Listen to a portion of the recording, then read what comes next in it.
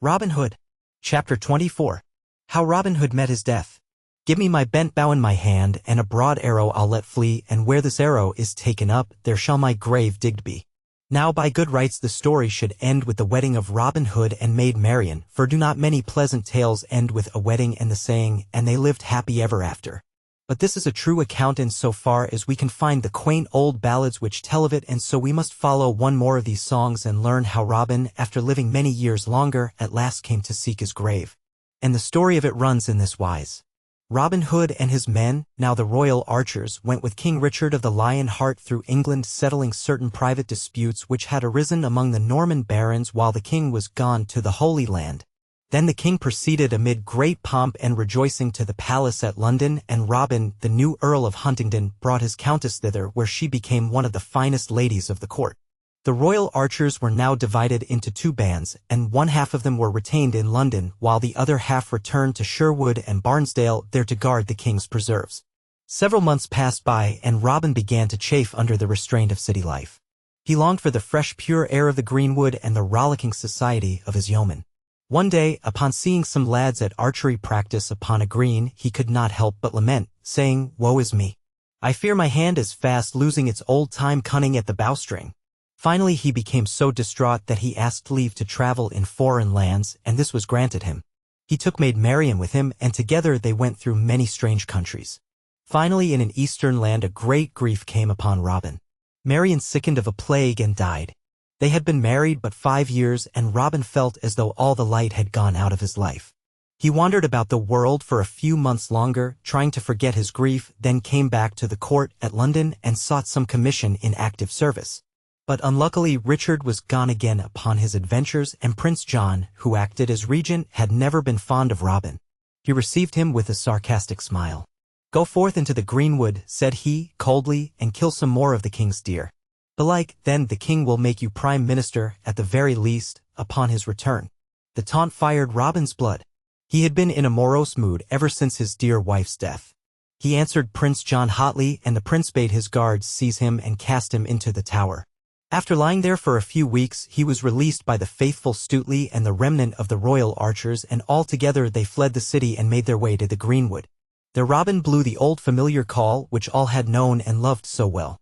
Up came running the remainder of the band, who had been royal foresters, and when they saw their old master they embraced his knees and kissed his hands, and fairly cried for joy that he had come again to them.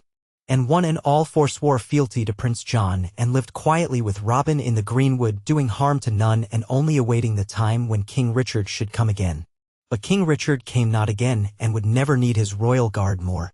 Tidings presently reached them of how he had met his death in a foreign land, and how John reigned as king in his stead. The proof of these events followed soon after, when there came striding through the glade the big, familiar form of Little John. "Art come to arrest us?" called out Robin as he ran forward and embraced his old comrade. "Nay, I am not come as the sheriff of Nottingham, thanks be," answered Little John. "The new king has deposed me, and 'tis greatly to my liking, for I have long desired to join you here again in the greenwood." Then were the rest of the band right glad at this news, and toasted Little John royally. The new king waged fierce war upon the outlaws soon after this, and sent so many scouting parties into Sherwood and Barnesdale that Robin and his men left these woods for a time and went into Derbyshire, near Haddon Hall. A curious pile of stone is shown to this day as the ruins of Robin's castle, where the bold outlaw is believed to have defied his enemies for a year or more. At any rate, King John found so many troubles of his own after a time that he ceased troubling the outlaws. But in one of the last sorties Robin was wounded. The cut did not seem serious and healed over the top, but it left a lurking fever. Daily his strength ebbed away from him until he was in sore distress. One day as he rode along on horseback near Kirklees Abbey, he was seized with so violent a rush of blood to the head that he reeled and came near falling from his saddle. He dismounted weakly and knocked at the abbey gate. A woman shrouded in black peered forth. "Who are you that knock here? For we allow no man within these walls," she said. "Open, for the love of heaven," he begged. "I am Robin Hood, ill of a fever and in sore straits." At the name of Robin Hood the woman started back, and then, as though bethinking herself, unbarred the door and admitted him. Assisting his fainting frame up a flight of stairs and into a front room, she loosed his collar and bathed his face until he was revived. Then she spoke hurriedly in a low voice. "Your fever will sink if you are bled. See, I have provided a lancet and will open your veins while you lie quiet. So she bled him, and he fell into a stupor which lasted nearly all that day, so that he awoke weak and exhausted from loss of blood. Now there is a dispute as to this abbess who bled him. Some say that she did it in all kindness of heart, while others aver that she was none other than the former sheriff's daughter, and found her revenge at last in this cruel deed. Be that as it may, Robin's eyes swam from very weakness when he awoke. He called wearily for help, but there was no response.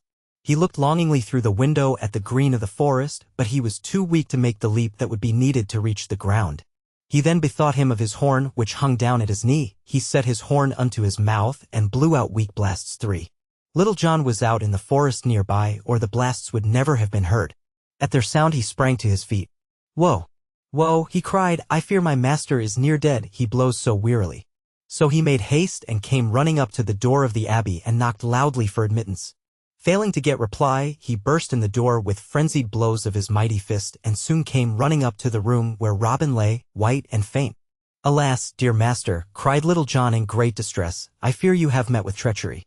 If that be so, grant me one last boon, I pray." "What is it?" asked Robin. "Let me burn Kirklees Hall with fire and all its nunnery." "Nay, good comrade," answered Robin Hood gently, "I cannot grant such a boon. The dear Christ bade us forgive all our enemies. Moreover, you know I never hurt woman in all my life, nor man when in woman's company."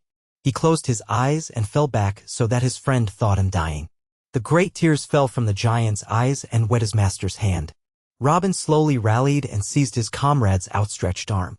"Lift me up, good Little John," he said brokenly. "I want to smell the air from the good greenwood once again. Give me my good yew bow here and fix a broad arrow upon the string. Out yonder among the oaks where this arrow shall fall, let them dig my grave."